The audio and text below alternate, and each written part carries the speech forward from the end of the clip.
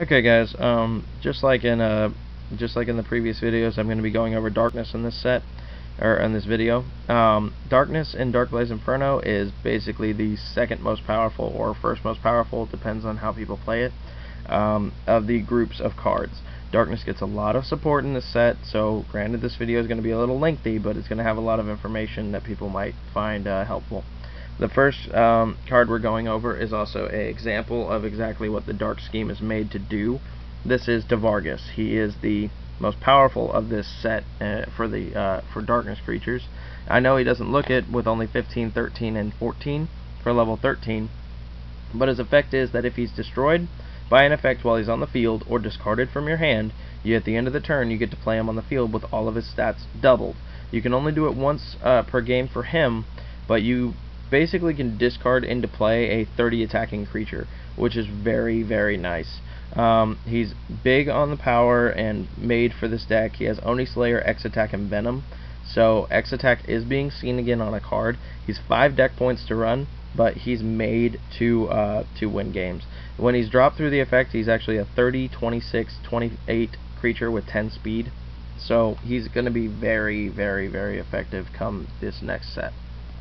Next is Alamos the Fire Demon. He's made for a certain scheme where he has direct. He's the first creature with direct, which means that he can jump past all your opponent's creatures and attack your opponent directly. Though he is still attacking, so you can crazy mirror him and you can do all the other stuff to protect yourself. But it's not going to be too effective since he only has 10 attack points. He has protect and direct, and he's hybrid fire. And when he's played, you can search your deck for Demon's Flare, add it to your hand, and once a turn you can discard a demon from your hand and increase his attack points by 5 until the end of the next battle step. Now, obviously, right now the only cards with demon in the name at the moment is Alamos himself, but in future sets there will be a demon released almost for each of the elements. So the demon scheme is going to be very effective later, but not right now. He's only 3 deck points at the moment, and he has 5 speed, so he's made to be effective.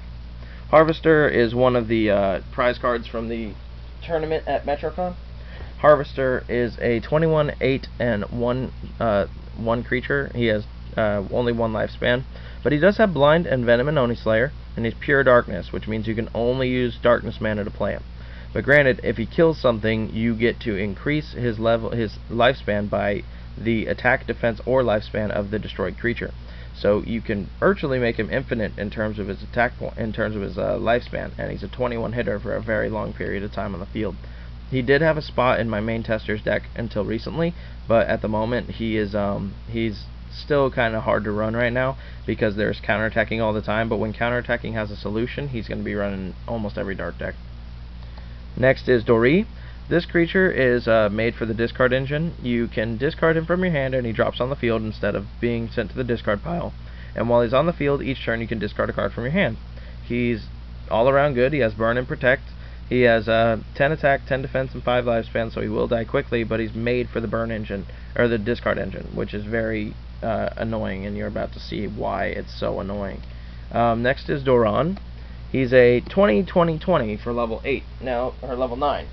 Now that seems high, but if you play him naturally, his stats drop to 5 in each of the categories, which is really bad. But if you discard him, then he drops on the field as a 20. So he's made for discarding only. If you play him normally, he's terribly weak, and he will die quickly. And he's level 9 for 5/5/5, which is really bad. So you can see where this scheme goes. Dorel is like the biggest of the brothers in terms of this sense. What I call the door cards, because they all start with DOR. Dorel is the same way as Doran. When he's played naturally, his attack, defense, and lifespan become 10, and he gains Kamikaze, so he kills himself. But if he's played by the discard, then he drops as a 25-25-20 with protect and 2 speed, and he's level 13. So you get an automatically huge creature by discarding him onto the field. Next is Doru. Doru states that he gains some stats if he's played through the discard effect, but if he's played naturally, he's only a 10-0-5. So if he's played through the discard effect, his attack and defense become 15, which makes him much more intimidating for a level 6 creature. Next is Doris. If he's played normally, he's a 0-0-1. If he's discarded into play, he gains 1 attack and defense and lifespan for every single card in your discard pile. Now, granted, this is kind of backwards from the typical discard scheme because you're discarding your creatures into play, but if you have some dead stuff, this guy gets really big really fast. I have actually made him a 30 attacker once, which is big for only level 6. Dorajin is their discard play. If you have all 5 on the field in any way, shape, or form, discarded or not, you can discard play into this guy, who is a 30-30-30 that states each turn you have to discard a card, or else he loses 5 attack, defense, and lifespan, which is a little rough, but he can also discard cards every single turn, which is nice, and anytime he attacks something, it switches to attacking position, which means he's vulnerable to counterattacks all the time, but he can hurt things and do full damage every single time with only half their defense. He has Burn, Venom, Quake, Hit Range, and Protect, and he's an elemental, which means he gains 1 attack for every fire creature, or for every darkness creature on the field, including himself, depending on his position, attacking or defending. Dark Minion is made for the discard scheme as well. When he's played, you discard a card. He also has memory, so when he's destroyed, you get to discard a card again. Skullflare number 1 is the leveler set of this set. He's 5, 3, and 5, and he has no effect but leveler.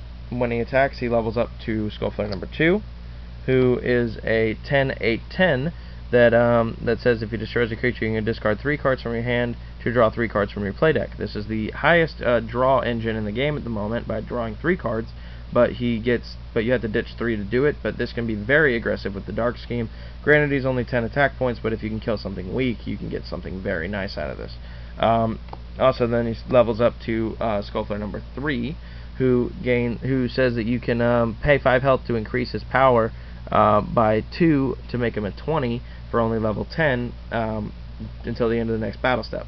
So that's very nice. Then he levels up to Skullflare number 4, who says while Hellfire is in play, this creature gains 2 attack and blind.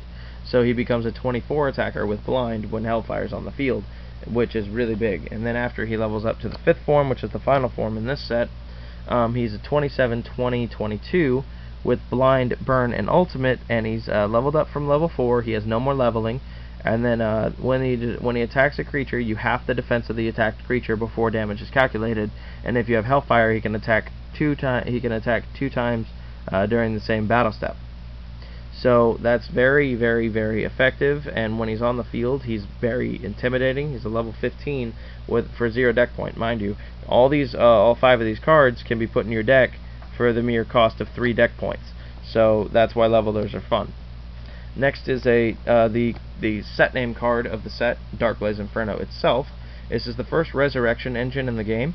It says this card, you can only activate it if you control nothing else, and you play up to 3 darkness or fire creatures from your discard pile automatically, and you can discard cards from your hand to negate cards that would destroy it.